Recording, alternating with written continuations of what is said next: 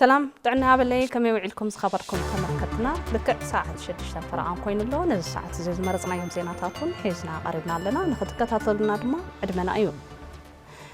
تادس ورد بريزيدنت جيزاو من محدار تقراي كوينا من خمرحو عدمت جيزاو من محدار كم استناوحة تحبيرو بريزيدنت جيزاو من محدار تقراي كوينا من حدا عمد إننا مرحو صنحو تادس ورد كام يازي حدا خلتشحن عصر شمونتن عمت مرت جميرو نقص على حدا عمت نتي جيزاو من محدار كمرحو عدمت جيزاو من محدار كم استناوحة بيت صحفة بريزيدنت تقراي أفليتو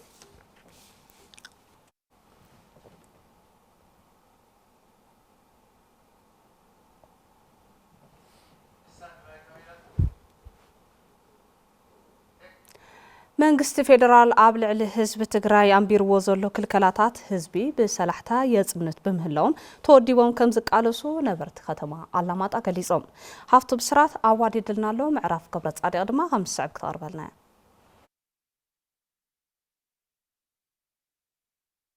ህዝብ ትግራይ ኣብ ልዕሊኡ ዝተፈጸሙ ጆኖሳይዳዊ ወራር ንምካት ብዝኸፈሎ ረዚን መስዋእቲ ውዕሊ ሰላም ፕሪቶሪያ ክፍረም ከም ዝተኻእለ ዘዘራረብናዮም ነበርቲ ከተማ አላማጣ ይገልጹ ውዕሊ ፕሪቶሪያ ተነጻጻሪ ሰላም ፈጢሩ እኳ እንተነበረ መንግስቲ ኢትዮጵያ ጥሒስዎ ከም ዝርከብ እቶም ነበርቲ ይዛረቡ መንግስቲ ኢትዮጵያ ሕዚ ዝገብረሎ ውዕሊ ፕሪቶሪያ ኣፍሪስዎ እዩ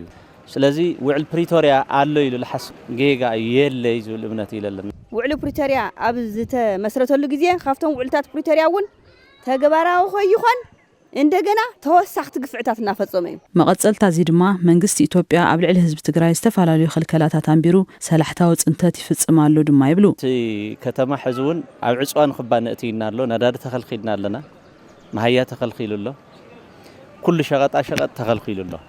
ሕዚ ኣብ ልዕሊ ህዝቢ ኣብ ልዕሊ መንግስቲ ሰራሕተኛ ኣብ ልዕሊ ከተማና ፈጺምዎን ክልከላ ኣብ ልዕሊ ክልልና ፈጺምዎን ክልከላ ድማ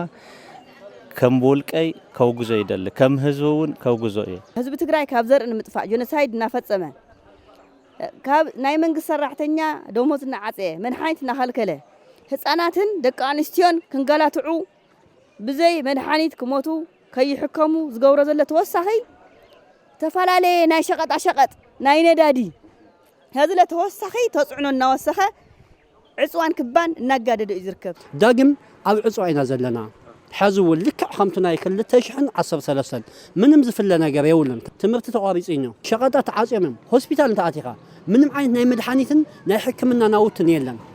اوزي او كل زخوينا خمي عين تهلونا يكلونا بتعمل على حدا غاز ودقنا له بايت ايزل محزنت قراب تزبطات خطانا خريج بازبالو نبرت ختم علاماطا منግስት ኢትዮጵያ ይፍጽሞን ዘሎ ሽርሕታት ደውን ምባል ተወድቦም ከም ዝቃለሱ ረጋጊጾም ንሕና ምስማንም ህዝብ ለጽል ይብልናን هزون ناي قبة هزبي أبد لما تأيزوعل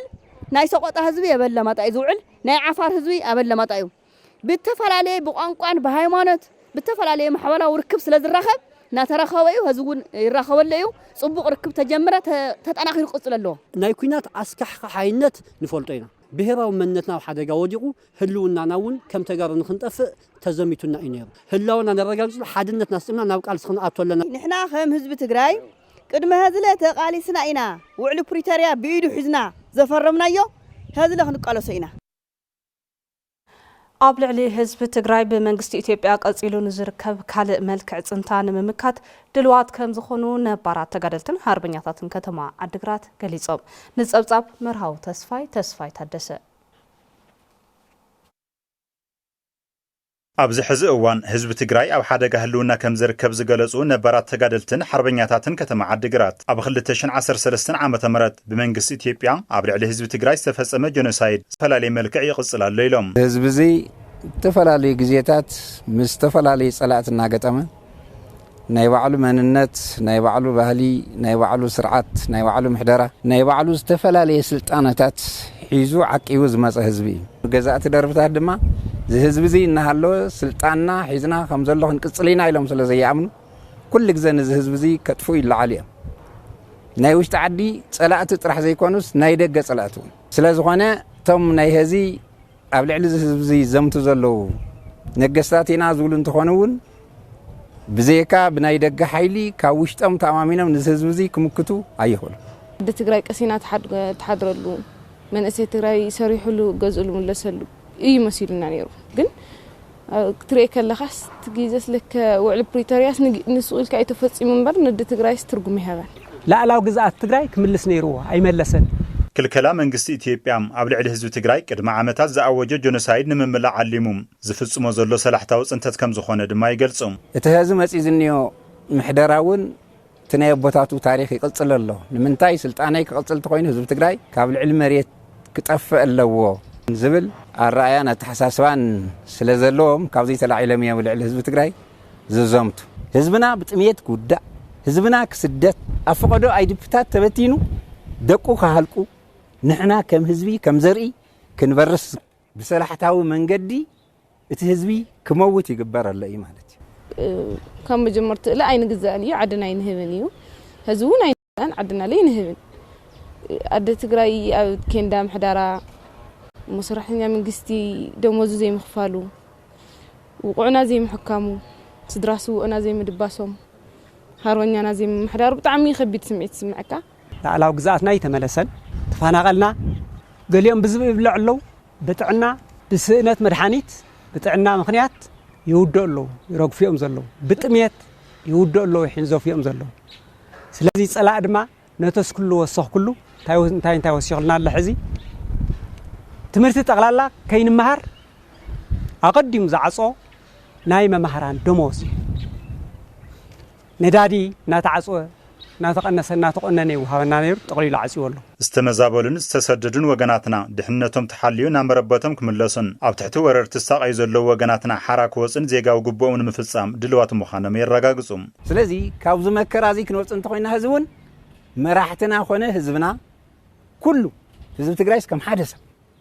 ኣብ ሓንቲ ረኣያ ዓሲሉ ነዚ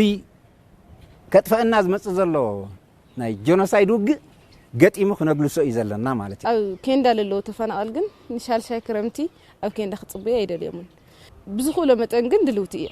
ምክንያቱ ዓዲ ይሕሊፈ ይህብን ላዕላው ግዛእትና ክነምልስ ተፈናቀልና ናብ ቦታውን ክንመልስ እንተኮይኑ ቃልሲ ይሓትት ቃለሲና ንምንታይ ቆልዓ ምስ ሰበይትና ሕዝውን ጆኖሳይድ ትፍጸመና ጥራሕ ይኮነን ቃለስ ውሕጅ ተይመጸ መንገዲ ውሕጅ ጽረጊ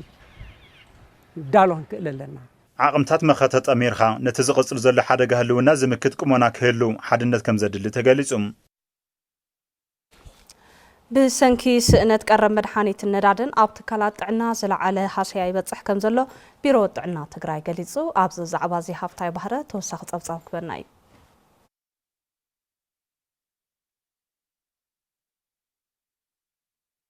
ብሰንኪ ቀረብ መድሓኒት ዘይምህላው ኣብ ትካላት ጥዕና ትግራይ ዝለዓለ ሃስያ ይበጽሕ ከም ዘሎ ኣተሓባባሪ ከይዲ ስራሕ መድሓኒት ቢሮ ጥዕና ትግራይ ኣይተ ኪደ ተኽሉ ይገልጹ መድሓኒት ክመጽእ ዝግብኦ ናብቲ ዝሓለፉ ካብቲ ዝሓለፈ ዓመት ጀምሮ እናተቆራረጸ ዝመጽእ ነይሩ ግን በተለይ ካብ ጥቅምቲ ነዘዩ ዘሎ ግዜ ግን ሓደ ወርሒ ኣይመጽእ ሓደ ወርሒ ድማ 10% 15% ይመጽእ ስለዚ ኣጠቃላሊ ናብ ትግልጋሎት ጠጠው ዝብለሉ ብርኪ ወጽሕ ዘሎት ናይ ምቁራጽ ናይ መድሓኒት ገጢምና ዘሎ ችግር ትንሽ ስለ ዝመጻ መድሓኒት ውንስ በጀ ስለ ዘይብለን ከገዛ ይኻላን ማለት ናይ ዝሓለፈ እውን ዕዳታት ኣሎ ከባቢ 180 ሚልዮን ዕዳ ኣሎ ዘይተኸፈለን እቲ ኢፒኤስኤስ ማለት ነው ስለዚ እንደ ዘይከፈልክን ታዘላውን ይበክነን ዝብለውን ዝመጸለው ካብ ኢፒኤስኤስ ማለት ናይ ዝሓለፉ 2-3 ወርሒ እውን ደሞዝ መንግስቲ ሰራሕተኛ ዘሎተን ጥዕና ትካላት ሰርሕ ዓለሙያ ጥዕና ይኹን ድጋፍ ወሃብቲ ደሞዝ እናተኸፈለ ይኾነ ዲዩቲና ተዋሃቢ ይኾነ ስለዚ ኣብ ጥራሕ ኸውዲ ይሰርሕ ዘሎ ማለት ኣብ ጥራሕ ኸውዲ እንትሰርሕ ተለ ድማ ገዛ ኸራይ እውን ኣሎ ናይ ባዕሉ ማራጽ ድማ ክወስድ እዩ ማለት ከምኡ እውን ዝለቀ ሰራሕተኛ እውን ኣለና ዝኸይ ነዳድብ ዘይምህላው ግልጋሎት ኣምቡላንስ ጠጠው ኢሉ ከም ዘሎ ዝገለጹ ኣይተ ኪደ ተኽሉ ኣብ ሪፈራል ስርዓት ጥዕና ድማ ጸገም ተፈጢሩ ከም ዘሎን ሕብረተሰብ ግልጋሎት ሲኢኑ ይንገላታዕ ኣሎ ኢሎም ስለዚ ናይ ኣምቡላንስ ግልጋሎት ከም ክልል የለን ከም ክልል ናይ ኣምቡላንስ ግልጋሎት ዝበሃል የለ ዝሕሽ ዝበሃል ግልጋሎት እዩ ዝወሃብ ነይሩ ኣምቡላንስ ናይ ክልልና እውን መራያ ዝበሃል ነይሩ ቀድምት ኮይናት ብዙሓት ኣምቡላንሳት ዓንየን ተሰሪቐን እየን ግን ዝተወሰነ ንምትካእ ምስ ናይ ደገ መዳርግቲ ኣካላት ዝተወሰነ እውን ናይ ኢትዮጵያ መንግስቲ እውን ሓጊዙ ቀለልቲ ዘይበሃል ኣምቡላንሳት ብቁፅሪ ብርኪ ዳርጋ ንሕድሕድ ወረዳ ዘባፅሕና ኣሎ ኩነታት ኣሎ ግን ከይደን ኮፍ ኢለን ዘለዋ ሳተንን ክበላቸው አይን ግልጋሎት ከሃባ ማለት ምክንያቱ በነዳጅ ምክንያት ግልጋሎት ኣምቡላንስ ሪፈራል ስርዓቱ ተቃላሊ ተጠው ኢሉ ካብ ጥዕና ካብ ኮሚኒቲ ካብ ህዝቢ ናብ ጥዕና ትካል ካብ ጥዕና ጣብያ ናብ ሆስፒታል ካብ ሆስፒታል ናብ ሪፈራል ሆስፒታል ካብ ማእታ ሆስፒታል ናብ ጀነራል ናብ ሪፈራል ዝመጽእ ሪፈራል ተጠው ኢሉ ህዝቢ 20 30 40 እናኸፈለ ናትኾናተረ ሪፈራል ይጓዓዝ ዘሎ ማለት ብፍላይ ኣብ ሆስፒታላት ዝግበሩ ከበርትን ቀለልትን መጥዋሕትታት ኣጸጋሚ ከም ዝኾኑን ባንክታት ደም እውን እንተኾነ ካብ ቦታ ናብ ቦታ ክእከባ ይከኣለን ኢሎም ደም ባንክታትና ደም ክእከባ ይከኣላይ ደም ክእከባ ይከኣላን ደም ክእከባ ይከኣላይ ማለት ተንቀሳቒሰን ካብ ወረዳታትን ናይ መቐለ ድሕሪ ኮይኑ ካብ ክፍለ ከተማታት ካብ ካልኦት ከደን ትደም ዝእከባና ኣብኡ ክእከባ ይከኣላይ ስለዚ ደም ዘድልዮም ወገናትና ንስእኖም ኣለና ደም ዘድልዮም ወገናትና ንስእኖም ኣለና ስለዚ ኣብቲ ደም ከም ህዝቢ ግን ክሕግዘና እንታይ ተፅቢት ይግበር ኣብቲ ደም ናብተን ደም ባንክታት ብኣካልና ኸደ ደም ክልግሰልና ማለት መጥባሕትታት ጠጠው ኢሎም ዘለዉ መጥባሕትታት ምክንያቱ ባክኣፕ ጀነሬተር ተተካይ መብራህቲ እንትቆራረፅ ተሎስ ጀነሬተር ክህልዎ ክእል ኣለዎ ሓደ ሓኪም መጥባሕቲ ክኣቱ እንድሕር ኮይኑ ስለዚ እቲ ጀነሬተር ድማ ነዳጅ እንድሕር ዘየለዎ ተግልጋሎት እውን ስለዘይህብ እቶም መጥባሕትታት ዳርጋ መብዛሕትኦም ካንስል እናተገበሩ እዮም ዘለዉ ሕዚ ሆስፒታላትና ከ10% ዘይበዝሕ ከ10-10% ዘይበዝሕ ኢመርጀንሲ ግልጋሎት እየን ዝባ ዘለዋ ስለዚ ኣብ ሓደጋ ኣለና ኣዴታት ምስ ዘለወን ሓላፍነትን ድርብራብ ፀገምን ፍሉይ ክብርን ሓገዝን ክግበረለን ይግባእ ተባሂሉ እዚ ዝተባሃለ ጽምብል ምስረታ መበል 25 ዓመት ትካል ገባር ሰናይ እኖታትን ኣብ ዝተኸበረሉ እዋን እዩ ፍስሓ ጽዮን ገብረ ኣብዝኪ ከም ዝስዕብ ከቕርቦ እዩ ጽምብል ምስረታ መበል 25 ዓመት ትካል ገባር ሰናይ ኖታት ድኽነት ከብቅዕ ጓልን ስተይቲ ነብቅዕ ብዝብል መሪ ሓሳብ ኣመራርሓ ኣብያተ ዕዮ መንግስትን ዝተፈላለዩ ዕድማት ተጋይሽን ኣብ ዝተረኽብሉ ተኸቢሩ ምጥያሽ ትካል ኖታት ጸገም ኣዴታት ትግራይ ንምቅላልን ነዶ ዝግባእ ክብርን መሃብን ከም ዝኾነ ዝገለጹ ዳይሬክተር ኖታት ኣይተሸናፈስ መላሽ ነዚ ዕማም ንምፍጻም ድማ ኣብዚ እዋን ምስ ዓለም ለኸ ኣካላት ስጡም ርክብ መስሪታት ትጓዓዝ ከም ዘላ ኣረዲኦም ኣብ ትግራይ ድሕሪ ምስረታ ማሕበር ኖታት ብ1993 ተመስረተትሉ መዓልቲ ብተመሳሳሊ ለዶ መዓልታ ኮይኑ እስካብ ሎሚ ላተኸበረ ክመጽእ ተሎ ሎም መዓልቲ መበል 25 ዓመት ነኽብሮ ኣለና ማለት እዩ ጾም ለሓለፉ 25 ዓመታት ብርክት ዝበሉ ስራሕቲ ኣዴታት ላሰራሕና መጺና ኢና እዚኦም ለሎ ኮይኑ ኣብ ማሕበር ኖታት ምስ ናይ ኣውሮፓ ዓድታት ናይ ኣውሮፓ መንግስቲ ናይ ኣውሮፓ ማሕበር ፓዶር ዝበሃል ምስ ናይ ኣሜሪካ መንግስቲ ዩኒት ኢንቲቲ አይዲ ዝበሃል ምስ ናይ ዩኤን ኤጀንሲ ዩኤን ፖርታል ዝበሃል ምስ ናይ ኢትዮጵያን ሁማኒቴሪያን ፈንድ 1GMS ዝበሃል ሰርቲፋይድ ብምዃን ስራሕታ እናሰርሐት ትርከብ ሓላፊት ቢሮ ጉዳይ ደቂ ኣንስትዮ ትግራይ ወይዘሮ ኪሮስ ሓጎስ ኣዴታት ምስ ዘለወን ሓላፍነትን ድርብራብ ጸገምን ፍሉይ ክብርን ሓገዝን ከም ዝግበአንን ብሽም መዓልቲ ኣዶም ሓንቲ መዓልቲ ጥራሕ ዘይኮነስ ኩሉ ግዜ ክብሪ ክወሃባ ይግባእ ኢለን ኣዴታት ትግራይ ክብሪ ይግበአን እዩ ሓንቲ መዓልቲ ኣዴታትና ምስያ ንደቂ ኣንስትዮ ትግራይ ይንእሰኒ ኢለ ዝሓስብ ኣነ ኣዶ እኮ ወላዲት ዞም ጀጋኑ እኮ እያ ዞም ዋጋ ዝኸፍሉ ዘለዎም እንተ ብሄራዊ ክብሮ በቢ ዝተረኸበ ኣጋጣሚ ለዴታት ክብሪ ክንህብ ይግባእ ካብ በቢ ስድራና ጀሚሩ በቢ እዋኑ ነቲ መዓልቲ ኣዴታት ተጠቒምና ኣብ ወለዶታት ነምፅኦ ናይ ተሓሳስባ ለውጢ ክንሰርሕ እውን ዝሕግዝ እዩ ኣብ ዝሓለፉ 25 ዓመታት ኣዴታት ትግራይ ኣብ ዝተፈላለዩ ዓውድታት ስራሕቲ ተዋፊረን ናብረአን ዘመሓይሻሉ ባይታ ንምፍጣር ፍሉይ ትኹረት ሂባ እናሰርሐትሉ ከም ዝመፀት ድማ ኣካቢት ቦርድ ማሕበር ኖታት ወይዘሮ ብርሃን ሃብቴ ገሊፀን ማሕበር ገባር ሰናይ ኖታት ኣብ ረብዒ ክፍለ ዘመን ዕድሚዓ ኣብ ዓርሰ ምኽኣል ደቂ ኣንስትዮ ሓለዋ ጥዕና ስነ ተዋልዶ ኣዴታት ኣብ ስነ ምግብን ኣመጋገባን ህፃናት ኣዴታትን ኣብ ትምህርትን ብቅዓትን ደቂ ኣንስትዮ ኣብ ማሕበራዊ ተሓታትነት ኣብ ሕንፀት ሰላም ካልኦት ኣተኲራ እናሰርሐት ኢኮኖምያዊ ዓቕመን ኣብ ምዕባይ መጠነ ሰፊሕ ዝኾነ ስራሕ ክትዓምም ዝኸኣለት ምዃና ክዝንጋዕ የብሉን እሞ ኩሎም ሰራሕተኛታት ንኩሎም መዳርግቲ ኣካላት ብስም መበል 25 ማሕበር ብዝለዓለ ወነ ኣብ ጎኒ ማሕበር ኖታት ክትዓስሉ ጻዕዊዒት ይገብር ትካል ኖታት ጸገም ኣዴታት ንምፍታሕ ትገብሮ ዘላ ጻዕሪ ዝናኣድ ምዃኑ ዝገለጻ ድማ ኣብቲ መድረኽ ተሳትፍቲ ዝኾነ ኣዴታት ኣሰር ትካል ኖታት ስዒቦም ኣብዚ መዳይ ዝሰርሑ ትካላት ክበዝሑ ተላብየን ማሕበር ኖታት ልነታት ትግራይ ፈታሺት ጓዳ ኢልካ ተቐመጥኻያ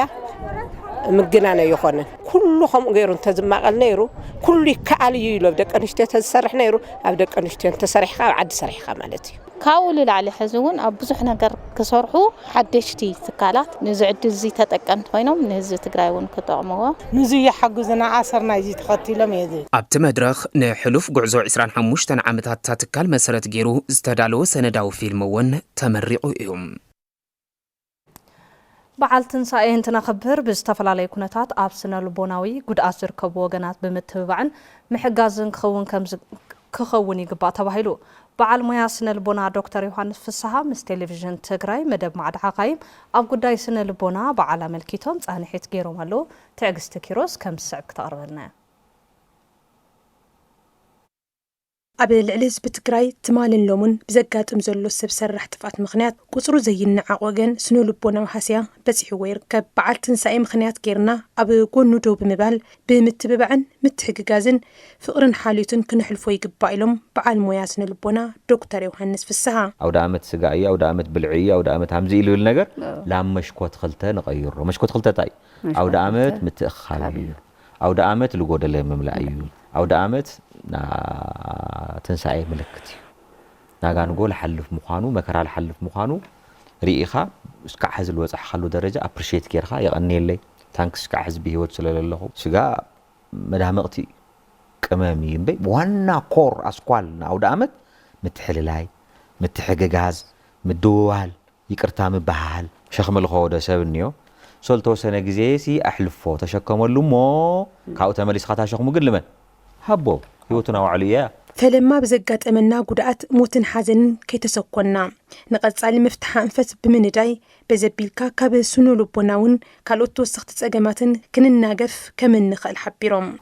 ኣብቲ ልጎደለ ነገር ጥራሕ ኣተኲርና ክንቕይሮ ብለይንኽእል ነገር ተኣውደ ዓመት ሒዝዎ ልመፀ በረከት ናብ ቤተሰብ ምትእኽኻብ ናብ ቤተሰብ ምትሕግጋዝ ትለሎ ሰብ እንደገና ክቕፅል ህልውንኡ ክነረጋግፅ ንኽእል ግን ትናይ ጎደሎ ንሕና ተመሊእና ወዳ ወይ እቱ በዓል ገዛ ወይ ታ በዓል ትገዝኡ ወይ ካሊእ ኣካል ቤተሰብ ልገብሮ ልነበረ ጽቡቕ ነገር ብምቕጻል እዩ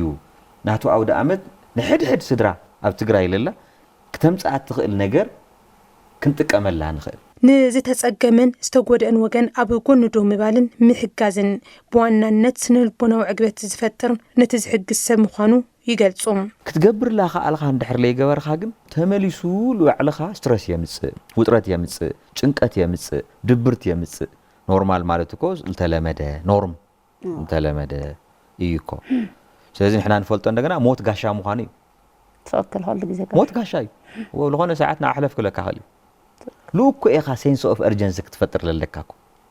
ኩሉ ሻዕ ህይወት ኣብ ጉያ ተጠንቀቕ እያ ሕማቕ ከይትገብር ሎማዓንቲ ንድሕር ወዲልካ እንዲያውም ይቅርታ ኢልካ ምክንያቱ ሃሪስኻ ልሃለኻ ክትልዓል ትኽእል ኢኻ ናጋንጎ ብዙሓት ሰባት ክገብሩ ወላ ተገብአ እንድሕር ለይገበሩ ኮይኖም ልማንም ይናገሩ ወይ እምበይ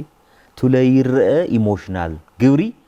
ና ስምዒት ግብሪ ይኸፍሉ እዮም ማለት በብደቂቁ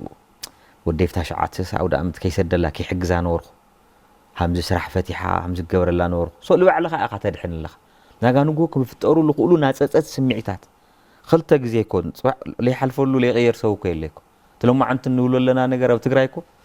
መዓዝ እዩ መዓልቱ ድሕሪ ሰዓት ለክኾን ይኽእል ሎማዓንቲ ክቕየር እዩ ዓመት በዓል እንትነኽብር ካብታ ዘላትና ብምክፋልን ብፍቕርን ምትሕግጋዝን ክኽበር ኣለዎ ዝብል ስነ ልቦና ንሃንፀሉ እዋን ክኸውን ይግባእ ድማ ኢሎም ዶክተር ዮሐንስ ወልወደቐ ሰብ ተሃልዩ ምልዓል ጉልበት ለድልዮ ሰብ ተሃልዩ ምስሓብ ልድፋእ ሰብ ተሃልዩ እንደገና ንእሽተይ ጉልበት ኣውፅእ ኣቢልካ ስራሕ ልጅምር ሰብ ተሃልዩ ምድፋእ ዲኣክቲቬትድ ዝኾነ ተሓሳስባ ስራሕ ለቆመ ስታክ ልገበረ ክራር ልጨዋት ልፈት ልነበረ ሰብ ክራር ምጭዋት እንድሕር ሓዲጉ ክራር ክጫወት ክራር ገዚኻ መሃብ ሓጎሱ ምምላስ ላብ ሰብ ምሕዋስ ዝሓደገቱ ሓንቲ ኣዶ ክትሕወስ ክትስሕቕ ኣብ ማሕበር ክትሳተፍ ናብ ነገር እንድሕር ቱ ዲኣክቲቬትድ ዝኾነ ኣክቲቬትድ እንድሕር ጌርናዮ በቃ እዚ እኮ ሕውየት ኣውደ ዓመት ሓደ ንሕውየት መሳርሒ እዩ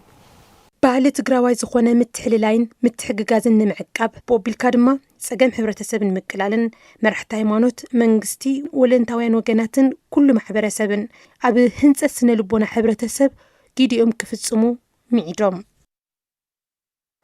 ባንክ ንግዲ ኢትዮጵያ ዲስትሪክት መቐለ ብምኽንያት በዓል ፋሲካ ካብ ኩለን ክፍለ ከተማ መቐለ ዝተውፃፅኡ ልዕሊ 200 ጽጉማት ወገናት ብዓይነትን ገንዘብን ሓጊዙ ተስፋይ ታደሰ ዝርዝር ኣለዎ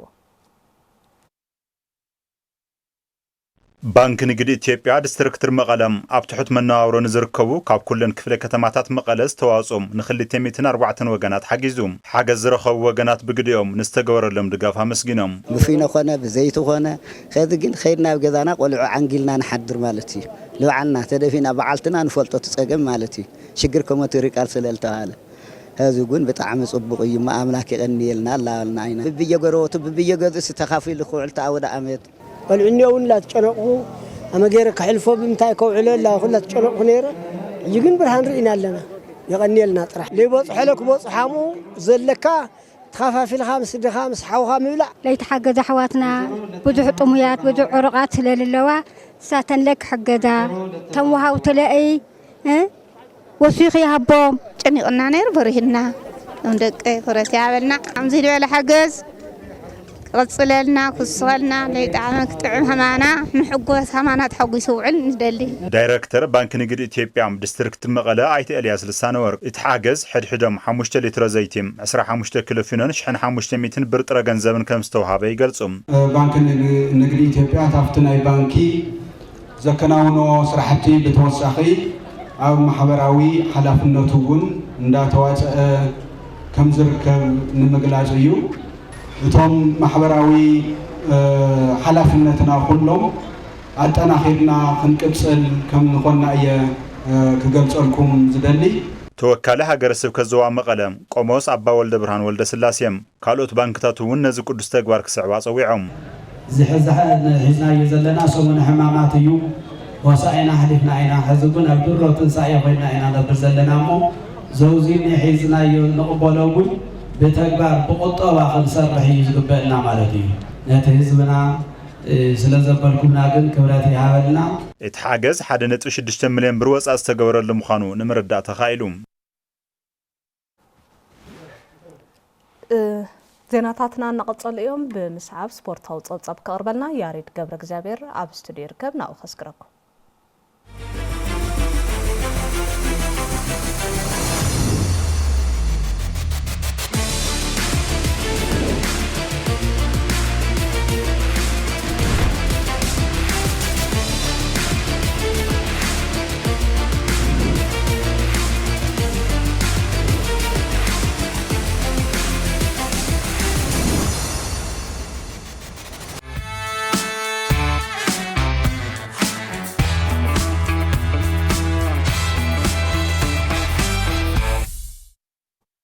أنا هبلي تملكتنا لحد صنعكم زينات سبورت ساعات حيزلكم هي قريبة إن مسرحة اليوم مسكينة ناب فلماي حبريتاي كسجر راهيل تامنا بدك أنستيو لقصص لهم دما بدك تبعتيو تعودتي سالساي مدرخ شامبيونا بشكلتها تقرأي كوينم يوهانس هاشبر كاب كتم عديرات زرزرالو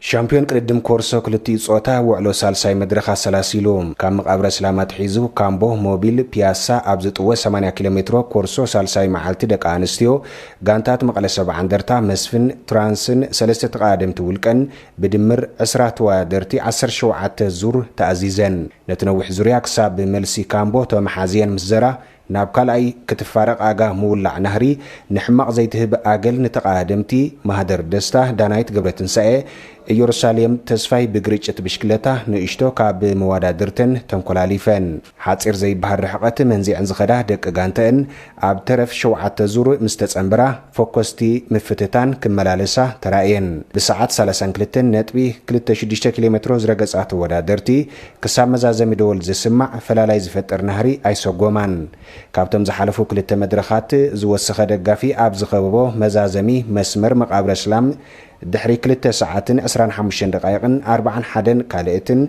راهيل تامنه كاب غانتا برتا برت انجينيرينج مسفن قداميتي تورادرتي ولقه ايرو هابتون مرسعتا شبرن كالئتن سالسيتن تمراريحن مسمر فصامه اتين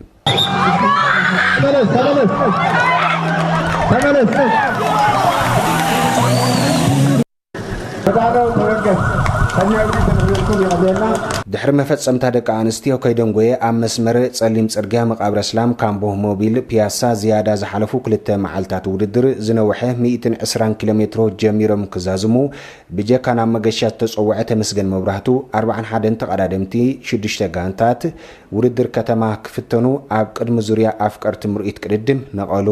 ዙረት ኮርሶ ደቂ ተባዕትዮ ተጀሚሩ 5 ዙር ምስተላዕሎ ውሑድ ምፍትታን ተንጸባሪቑ እኳ እንተነበረ ሃይላይ ኣረጋዊ ካብ መቐለ 70 እንደርታ ተኣምራት ምረሳ ካብ መሰቦ ግርማይ በርሂዩ ካብ ፋብሪካ ወልዋሎ መድሓኒት ኣዲስ ክብራ ኣብ ተክለ ሃይማኖት ምስ ያሬድ 5 ተቀዳደምቲ ናይ ገለ ካልእቲ ዝዋጋኣ ርሕቐት መሪሖም ክሸኩ ሞራል ደገፍቲ ክልቲኡ ወሰን ጣቕዒት ኣሰነየሎም ምስ ወሳንነት ውህልል ግዜ መጻኢ መድረኽ ኣብ ርእሶም ዘስልሑ ዝነበሩ ተቀዳደምቲ ድሕሪ ወይ ተኣሃዱ ኣብ መንጎ ፒያሳን መቃብረ ሰላምን ንበዓልቲ 5 ኣባላት ሸኻኺት ጉጅለ ኣርኪባ ውሒጣታ ነዚ ኣብ ቀረባ ጸንሐ ተቀዳዳማይ ትራንስ ደስ በለ ሃብታይ ንዓባይ ጉጅለ ረጊሑ ናይ 36 ካልእቲ ኣንጺፉላ ቅድሚት ድማ ተወርዊሩ 11 ዙረት ተረፍሳላ ዝነበረ እክብቲ ጉጅለ ኣይ መሓሮቶን ተጸምቢሩ 4.18 ኪሎ ሜትሮ እናተወርወሩ ናብ መወዳእታ ምስ ተጸግዐ ኣብ ካልኣይ መድረኽ መጉዳእቲ ዘጋጠሞ ለገሰ ሰለሞን ካብ ትራንስ ኣማኒኤል ብርሃነ ካብ ስራሕቲ ንግዲ ጉና ፊልሞን ዘርአብሩኽ ካብ መቐለ 70 እንደርታ ብተርታ ክሳብ ሳልሳይ ዛዚሞም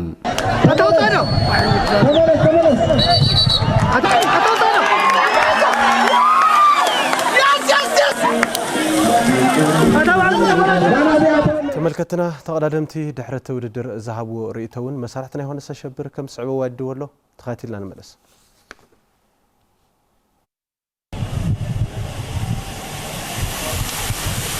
ኣብ ሳልሳይ መድረኽ ኮርሶ ዝተዓወቱ ተቀዳደምቲ ንመጻኢ ውድድራት ተመክሮ ከም ዝቀሰምሉ ተቀዳዳሚት መስፍን ራሄል ታመነን ተወዳዳራይ ትራንስ ለገሰ ሰሎሞን ገሊጾም ያው ካዛና ለሐለፈት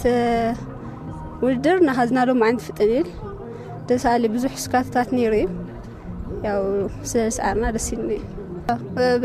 ሕድ ማዓልቲ ካብ ማዓልቲ ያው ዓቕሚ ካላ ማሓሽኻ ኢኻ ትኽእል ኣብ ሃምነለኻ መፍለጥ እንድዩ ያው ዛል ቀረይት ለልተኻለን ንኹሉ ገብረ ውድድር ብጣዕሚ ጠንካራ ዝበሃል ውድድር እዩ ነይሩ ያው ኪሎ ሜትር እውን ብጣዕሚ ንውሕለለይ ነይሩ ካዝ ነበረ ጨዋታታት ናይ ሎማዓንቲ ይውስኽ እዩ እና ብኡ መጠን ብጣዕሚ ሓያል ፍኽክር ነበረ እዩ ነይሩ ያው ሙዝ ኪሎ ሜትር ይኹን ብጣዕሚ ፍኽክር ዝበዝሖ ብጣዕሚ እዩ ነይሩ እና ያው ብና በቀደማይ ነበረ ንሸይ መውድቕታት እና ቢለ ደማ ያው ሎማዓንቲ ቀደማይ መጻኢ ደማ ብጣዕሚ ተሓጒሰ ንቐጻል ውድድር ኮንፊደንስ ከትሕዘኒ እዩ ኢለ ኣብዚ ውድድር እዚ እና ንቐጻል ደማ ያው ሓንቲ ውድድር ያቃርያትና ድማ ምስና እግዚኣብሔር ኮይኑ ያው ብደንብ ሰሪሓ ሃምንዕወት ድማ ክፅዕርያ ኣሰልጣኒ መስፍን ተኸስተ ጥላሁን ኣሰልጣኒ ትራንስ መሓረ ድሩን ኣብ ርእይቶኦም ዝተረኽበ ዓወት ፍረ ጻዕርታቶምን ንጥፈት ተወዳደርትን ከም ዝኾነ ሓቢሮም ብሓፈሻ ጽቡቕ ፐርፎርም ንገብር ለና ኢና ኣብዚ ጌም እዚ እና መራሕና ስለነበርና ንኹሉ ንምክልኻል ያው ሓያል ስራሕ ይወፅሕና ውዒሉ ለማዓንቲ ማለት እዩ ዜሮ ግን ያው ስቴጅ ምስዓርና ብጋንታ ምስዓርና ብጣዕሚ ክልተ ነገር ኢና ዓዊትና ለማዓንትና ናይ ለማዓንቲ ጽቡቕ እዩ ብጣዕሚ ሕጉሳነ ማለት እዩ ክልተ ነገር ስለዕወትና ማለት እዩ 120 ኪሎ ሜትር ስለዚ ኣብዚ ናይ 120 ድማ ግድነት ክንስዕር ኣለና ኣብዚ ስቴጅ ዝብል ነገር እቅዲና ውፅና ነርና ብኸው መጠን ድማ ምስቲ ዝነበረ ብፍላይ ካብ ፍርቅን እቲ ፀወታ ከም ንፀወቶ እዩ ፕላን ውፅና ነርና ካብኡ ምስ ተፃወትና እውን እቲ ግሩፕ ጽቡቕ ውዕውዕ ተፈጢሩ እዩ ስለዚ ብኡ መጠን ድማ እቲ ሪዛልት እውን ከምታ ተፀበና ታ ስቴጅ ረኺብና ያለና ማለት እዩ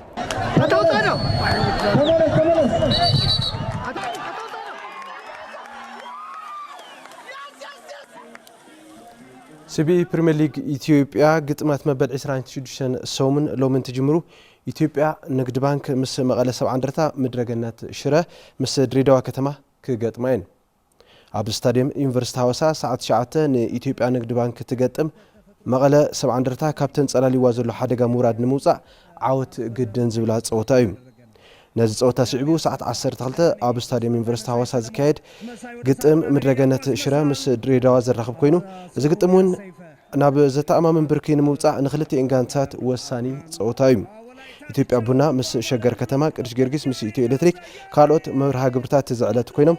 ውላሉ ዩኒቨርሲቲ ዓዲግራት ምስ ወላይታ ድቻ ጽባሕ ክትጻወት እያ زغبركم تملكتنا زينات سبورت الساعات نزيهم مسلمينهم مس زينات سبورت يا ريت دور زبير حبيبكم صحيح مسترهو مثلاتنا سنه غزي خلقكم